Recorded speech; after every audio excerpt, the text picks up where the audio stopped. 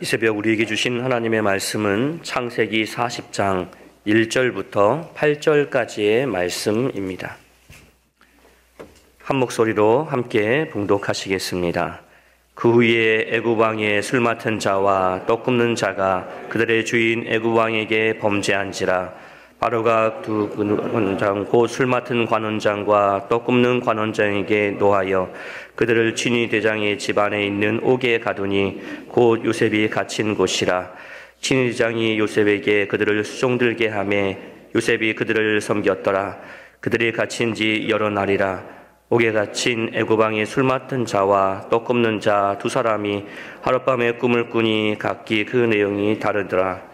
아침에 요셉이 들어가 보니 그들에게 근심빛이 있는지라. 요셉이 그 주인의 집에 자기와 함께 갇힌 바로의 신하들에게 묻되 어찌하여 오늘 당신들의 얼굴에 근심의 빛이 있나이까? 그들이 그에게 이르되 우리가 꿈을 꾸었으나 이를 해석할 자가 없도다.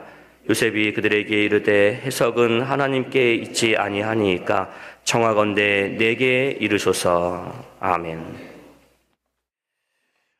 여러분, 이 요셉은 우리가 읽을 때 어렸을 때 하나님 앞에 꾸었던 꿈을 놓치지 않고 어떤 고난과 역경이 찾아왔을지라도 이를 극복하여서 애굽의 총리가 되었다는 인생의 성공 스토리로 읽게 되는 것은 요셉의 삶을 대단히 표면적이고 표피적으로 읽는 것입니다. 요셉에 대한 이야기는 성공 스토리가 아니고 하나님이 이끄시는 구원의 대역사의 플랜들 속에 겸손히 자기 인생을 살포시 끼워 넣어서 하나님의 일을 이루어가는 사람의 믿음의 여정이라고 볼 수가 있습니다. 요셉은 이 흐름에서 보면 굉장히 신비스러운 사람입니다. 표면적으로는 하루아침에 인생이 곤두박질 치게 되어서 낭떠러지게 떨어지게 됐죠. 자유인으로 호가호식하면서 살던 사람이 어느 날 자고 일어나니까 노예가 되어서 쇠사슬에 묶여있는 것입니다. 그런데 자신을 추스리고 이해할 수 없는 고난에도 불구하고 하나님을 붙들고 다시 일어났습니다. 인생의 그 험한 자기가 떨어진 절벽을 기어 올라갔어요. 근데 그 절벽 위에 자기 주인의 아내 보디발이 서 있었습니다. 그 주인의 아내의 발길에 다시 차여서 다시 낭떠러지로 떨어진 거예요. 다시 일어날 수 있을까요? 다시 그 절벽을 맨손으로 타고 올라가고 싶은 마음이 들 수 있을까요? 그런데 요셉은 그렇게 합니다. 어느새 평정심을 유지해서 감옥에서도 지극히 자유로운 사람의 마음으로 인생을 살아갑니다. 성경은 그 요셉 속에 있는 자세한 내면의 정황을 이야기해 주지 않는다는 것이 우리한테는 조금 아쉬운 부분이기도 하고, 또 동시에 하나님이 우리에게 지성이라는 것을 주셔서 성경의 행간의 맥락 속에 숨어있는 하나님의 섬세한 손길, 그 손길에 순종하는 인간의 그런 내면의 아름다운 삶의 흔적들을 살펴볼 수 있다는 것이 또 복이지요. 어쨌든 얼마의 시간이 흘렀는지 모르지만 요셉이 갇혀있는 이 감옥에 애굽 왕의 술 맡은 자와 떡을 구워내는 자들이 범죄해서 갇혔습니다. 고대에서는 요리사는 우리가 지금 생각하듯이 요리사가 아니고 장관급에 해당되는 사람들입니다. 왜 애굽 왕에게 잘못을 저질렀는데 요셉이 갇힌 이 친위대장의 감옥에 갇혀 있는지는 이해가 되지 않습니다. 아마도 친위대장이 이들을 신문하지 않았을까, 그런 생각 정도는 할 수 있습니다. 그렇지만 이것 자체가 보이지 않는 하나님의 섭리의 손길이지요. 우연을 가장한 섭리이지요. 이들과 이제 인연을 맺게 되는 것이 이 요셉으로서는 애굽 왕 앞으로 한 걸음 더 나아가게 만들어준 것입니다. 그렇지만 이 일은 우연을 가장해서 일어나게 됩니다. 어쨌든 이들이 꿈을 꾸었는데 그 꿈이 도대체가 이해가 되지 않는 꿈이어서 이들이 아침에 일어나니까 마음이 대단히 심란했던 것 같습니다. 아침에 일어났는데 몸도 마음도 개운치 않고 우울했습니다. 그런데 요셉이 이들의 낯빛을 살펴줍니다. 꿈 얘기는 다음 주에 살펴보도록 하고요. 6절에 보시면 아침에 요셉이 그들에게 들어가 보았던 것 같습니다. 요셉이 들어가 보니 그들에게 근심의 빛이 있는지라. 그래서 이들에게 물었습니다. 7절 보시면 요셉이 그의 주인의 집에 자기와 함께 갇힌 바로의 신하들에게 묻되 어찌하여 오늘 당신들의 얼굴에 근심빛이 있나이까. 이 말씀을 중심으로 살펴봅니다. 지금 요셉이 친위대장에게 명령을 받아서 이들의 시중을 들어주고 있습니다. 너 그 두 사람 장관급에 해당되는 사람이 감옥에 갇혀 있으니까 자네가 좀 그들 시중을 들어줘야 되겠다. 그러면 시중만 들어주면 됩니다. 물 좀 갖다 달라면 물 갖다 주고 때가 되면 밥 갖다 주고 요청하는 것이 있으면 시키는 것만 하면 됩니다. 아마 그 정도 하는 것도 대단한 것이죠. 억울하게 누명을 썼는데도 살펴주지도 않고 자기를 감옥에 가든 그 주인이 뭐가 이쁘다고 부탁 외에도 다른 것을 정성을 다해서 살펴줍니까? 그런데 요셉은 한 걸음 더 나가는 것입니다. 단순히 이들이 요청하는 것을 살펴주는 정도에 그치지를 않고 대단히 능동적으로 돌봐주고 있다는 것을 오늘 본문은 보여줍니다. 당신들의 낯빛에 근심빛이 있으니 이것이 어찌 된 일입니까? 다시 말해서 이 두 사람의 마음이 평안한지, 혹시 무슨 일이 있는 것은 아닌지, 어디 아픈 곳은 없는지를 얼굴빛을 보면서 면밀히 살펴줍니다. 목회를 하고 있는 것입니다, 지금. 요셉의 믿음이 신비스러운 부분이 바로 이 부분입니다. 자신도 추스리기 힘든 인생인데 전혀 거기에 휘둘리지 않고 자기를 건수하는 것은 말할 것도 없고 타인의 표정에까지 마음을 쓰고 따뜻한 말로 위로하며 살펴준다. 내적 자유에서 오는 평안을 누리고 있다는 얘기죠. 아마도 그 표정을 보지는 않았습니다만 목회해야 되기 때문에 목회하는 사람이 아니고, 즉 영혼이 없는 목회를 하는 것이 아니고 진심으로 살펴주고 돌봐줬던 것 같아요. 오늘 설교 제목이 죄수 목회자 요셉인데 역설입니다. 죄수면 무엇에 묶여있는 자인데 어떻게 다른 사람을 살피고 돌보는 목양자가 될 수가 있는가? 근데 요셉은 죄수인데 목회자인가요? 저나 여러분들은 목회자이고 자유인인데도 과거의 상처에 묶이고 억울하게 대접받았다는 기억 등에 묶이고 내가 원하는 대로 인생이 풀려가지 않는다라는 그런 마음들에 묶여서 죄수처럼 시간을 허비하고 사는 사람들이 대단히 많이 있습니다. 그런데 요셉은 억울하게 감옥에 갇혀 있음에도 불구하고 흔들리지 않을 뿐만 아니라 자유인의 심령으로 타자를 섬기고 돌봅니다. 새벽에 일어나서 묵상을 하면서 좀 부끄럽더라고요. 여러분들은 안 그렇습니까? 오늘 이 본문을 묵상하는 것이 우연이 아니고 하나님의 인도하심의 손길 속에서 이루어지는 일이라면 주님 앞에 부끄럽지요. 죄수도 목회자가 되어 섬기는데 자유인인 너는 지금 어떻게 하고 있느냐? 질문이 올라왔습니다. 어떻게 이렇게 할 수 있을까? 8절에 보니까 해답을 얻을 수 있는 구절이 있었습니다. 그들이 그에게 이르되 우리가 꿈을 꾸었으나 이를 해석할 자가 없도다. 요셉이 그들에게 이르되 뭐라 그랬습니까? 해석은 하나님께 있지 않아이까. 청하건대 내게 이루소서. 그 해석 내가 해줄게요. 저 꿈 해석 잘합니다. 이게 아니고요. 해석은 누구에게 있다고요? 하나님께 있지 않아이까. 요셉은 자기가 받고 있는 고난을 하나님 앞에서 억울하게 생각하지 않고 있구나.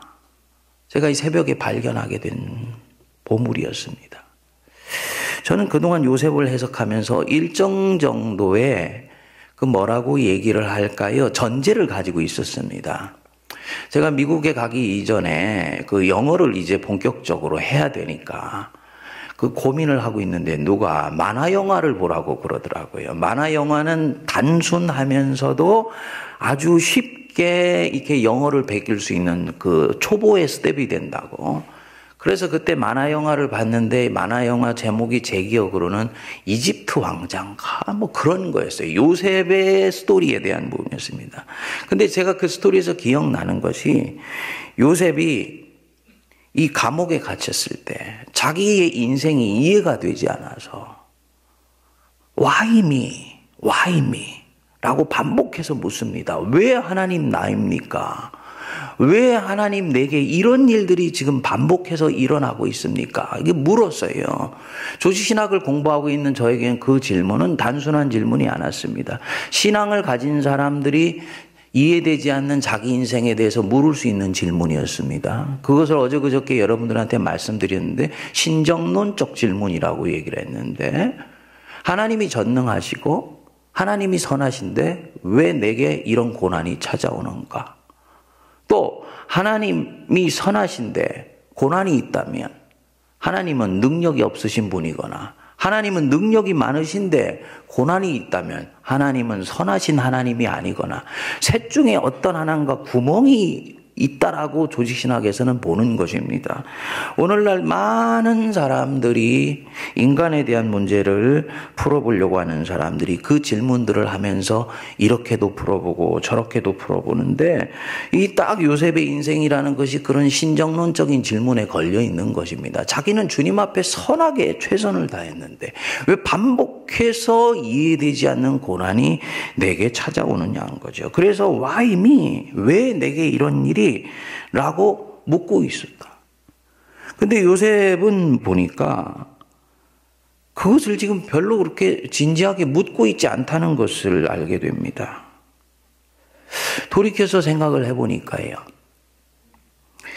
이제까지 저나 여러분들이 살아왔던 신앙의 여정을 한번 생각해 보십시오. 적어도 저에게 있어서는 하나님이 내게 하신 모든 일은 옳았다는 것을 알게 되었습니다. 하나님이 내게 하신 모든 일은 옳았다. 하나님이 직접 하신 일이건 아니면 허락하신 일이건 어떤 경우에는 나를 둘러싸고 있는 악한 힘이 내게 작동하여서 결국은 내 인생이 잠시 잠깐 뒤집어져 버리는 것 같았건 간에 하나님은 그 모든 일들을 통해서 나를 선한 길로 옳은 길로 인도해 주셨다라는 것을 고백하게 됐어요. 저에게뿐만 아니라 여러분들에게 동일하게 하나님이 역사하시는 것이라고 저는 믿습니다. 무엇을 얘기한 것이냐? 그분의 손길 안에서 이루어진 인생 걸음에는 그 어떤 것도 잠시 잠깐은 어그러진 것 같지만 결국 잘못되어진 것은 하나도 없었다. 그렇기 때문에 여기서 현실을 긍정할 수 있는 힘이 나옵니다. 이 요셉이 대단히 긍정적인 삶을 살아갔는데 우리에게 더 중요한 것은 긍정적인 삶을 산다는 것은 입술을 깨물고 결심한다고 되는 일이 아니잖아요. 오늘 하루는 어떻게 해보겠지만 저녁에 되면 완전히 다시 또 소진되어 버려서 내일 아침에 일어났을 때는 내가 원위치로 돌아가 있는 것을 내가 수시로 발견한다는 거지요. 그래서 반복해서 성도님들한테 도전하는 바처럼 무엇인가를 결심하고 입술을 깨물어서 하는 일들은 잠깐은 나를 한 발짝 내딛도록 할 수는 없지만은 그것이 지속적으로 나를 그쪽으로 몰고 갈 수는 없습니다. 그 힘은 항상 자기 내면에서부터만 발견될 때 가능한 것입니다.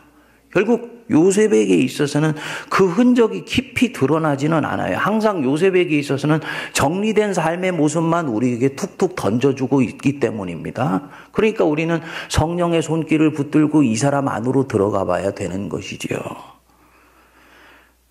해석은 하나님께 있지 아니하나이까. 하나님을 절대적으로 신뢰했다는 얘기입니다. 하나님을 철저하게 의뢰하고 있었다는 얘기죠. 무슨 얘기냐? 하나님이 내게 하셨던 모든 일들은 결국은 옳은 일이었다. 그러니까 지금 나도 I am on the right path. 나는 지금 바르고 좋으며 옳은 길 위에 서 있다. 감옥에 있어도 하나님은 이 감옥을 통해서 뭔가 내게 좋은 일들을 만들어 가시고 계시다라는 것이 이 사람에게 믿어지는 것입니다. 그러니까 현실을 긍정하죠. 그러니까 자기 인생을 수용할 수 있는 힘이 생기죠. 그러니까 마음에 내적 자유함이 있고 기쁨이 있고 그 기쁨 속에서 나오는 자발적인 모습으로 타인들의 형편과 낯빛을 살필 수가 있는 것입니다. 목회를 해보면 항상 목회가 신이 나고 기쁘고 즐거운 것만은 아니에요. 어떤 경우는 억지로 하는 경우도 죄송하지만 있습니다. 이때를 일컬어 저는 저 자신에게 내가 지금 영혼이 없는 목회를 하고 있구나 라고 생각되는 경우죠.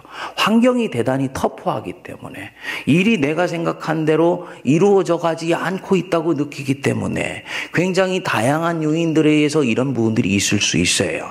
근데 우리 주님이 지지난주의 설교 속에서 저와 여러분들에게 중요한 질문 하나를 던졌습니다. 사명자는 어떤 사람이어야 된다고요? 하나님을 사랑하는 사람이어야 된다. 네가 나를 사랑하느냐? 그러면 내 양을 먹이라. 하나님을 사랑하는 사람이어야 된다. 무슨 말이냐면 하나님이 너에게 하시는 일은 항상 좋은 일이고 항상 옳은 일이며 그분은 너에게 최선의 삶으로 이끌어 가시고 있다는 것을 네가 믿느냐? 그러면은 너는 양을 칠 수 있는 내적인 힘과 능력이 거기서부터 나오게 된다. 이렇게 묵상을 하게 되었습니다. 사랑하는 여러분, 그러니까 요셉이 이 죄수들의 낯빛을 살필 수 있었던 힘이 바로 여기에서 나오는 것이지요. 나는 지금도 좋은 길 위에 서 있다. 나는 지금 이 감옥에서도 잘 되어가고 있다. 하나님은 무엇인가 지금 이 감옥 속에서 내게 정하신 선한 일들을 빚어가시고 계시다. 여기에 딱 이르게 되었을 때요, 아마도 요셉은 자기가 오래전에 꾸었던 그 꿈이 무엇인가 하나님의 섭리의 손길과 연결되어 있을지 모르겠다고, 기억 저편에 있었던 꿈이 구원 역사를 이루는 하나님의 계시의 꿈으로 육화되어서 나타난다고 그렇게 묵상이 되어지더라고요. 그러니까 어떻게 됩니까? 나는 지금 바르고 좋은 길에 서 있으니 내게 주어진 걸음을 신실하게 걸어가자. 여기서 목양이 가능하고 목회가 가능해지는 것입니다. 오늘 우리 안수 집사님이 그 항존직 선거 이유에 대해서 기도를 해주셨습니다만, 항존직 선거는 교회가 항상 시험에 드는 그 자리입니다. 네. 그래서 우리 목회자들이나 당에는 지혜를 모아서 할 수만 있으면 이것을 많이 하지 않고 다른 사역에 집중할 수 있도록 하면서 교회가 이 운영이 되고 교회가 자라갈 수 있으면 제일 좋은 일이에요. 1년에 한 번씩 매 절기마다 한 번씩 하는 것은 그다지 지혜로운 부분이 아니라고 생각을 합니다. 그럼에도 불구하고 하는 가운데서 이것이 주시는 은혜가 있습니다. 원했는데 되어지지 않았을 때 내 마음이 어떠하냐? 그것은 내가 하나님 앞에 서 있는 나의 영적 수준을 가늠해 볼 수 있는 좋은 기회가 되는 것입니다. 떨어지면 섭섭하지요. 아쉽지요. 억울하지요. 열심히 했는데도 사람의 민심이라는 것이 이 지혜롭지를 못해서 뒤에서 5년, 6년을 후미진 곳에서 섬겼으면 더 살펴줘야 되는데 살펴주지를 않는 거예요. 앞에서 일한 것만이 보입니다. 그래서 여러분들도 아시는 강남의 모 교회에서는 장로가 되려면 반드시 주차장에서 1년은 있어야 돼. 그래서 그 기라성 같은 사회에서의 명망가들이 주차장 봉사를 하려고 줄을 서고 기다린다는 그런 이야기들이 있었습니다. 보이는 사람만 우리도 모르게 찍어주는 거예요. 그렇게 하면 안 되는데. 그러면 품위진 곳에서 주님의 마음으로 섬겼던 사람은 섭섭하지요. 그렇죠? 그러나 그때 마음을 다잡아야 돼. 주님이 내게 하시는 모든 일들은 선한 것이다. 옳은 것이다. 더 수양하라고 말씀을 하시는 것이구나. 내게 주어진 걸음을 걸어가시기를 바랍니다. 그러니까 어느 순간인가 저나 여러분들은 요셉 같은 하나님이 정하신 믿음의 경륜 속에 사용되고 있는 복음의 일꾼이 되어 있을 줄로 믿습니다. 기도하겠습니다. 우리 주 예수 그리스도의 크신 은혜와 하나님 아버지의 만극하신 사랑하심과 성령님의 위로교통 감동 감화 역사하심이 그 꿈의 해석이 하나님께 있습니다. 고백하며 감옥 한복판에서도 주님과 동행하고 또 이웃의 낯빛과 또한 그들의 마음을 살핀 요셉처럼 어려운 여건과 환경 속에서도 하나님을 사랑하며 주의 백성들을 섬기고 돌보기로 다짐하는 모든 하나님의 거룩한 권속들 위에 그들의 인생 위에 피로 값주고 사신 이 제단 위에 이제로부터 영원토록 함께 하시기를 간절히 축원하옵나이다. 아멘.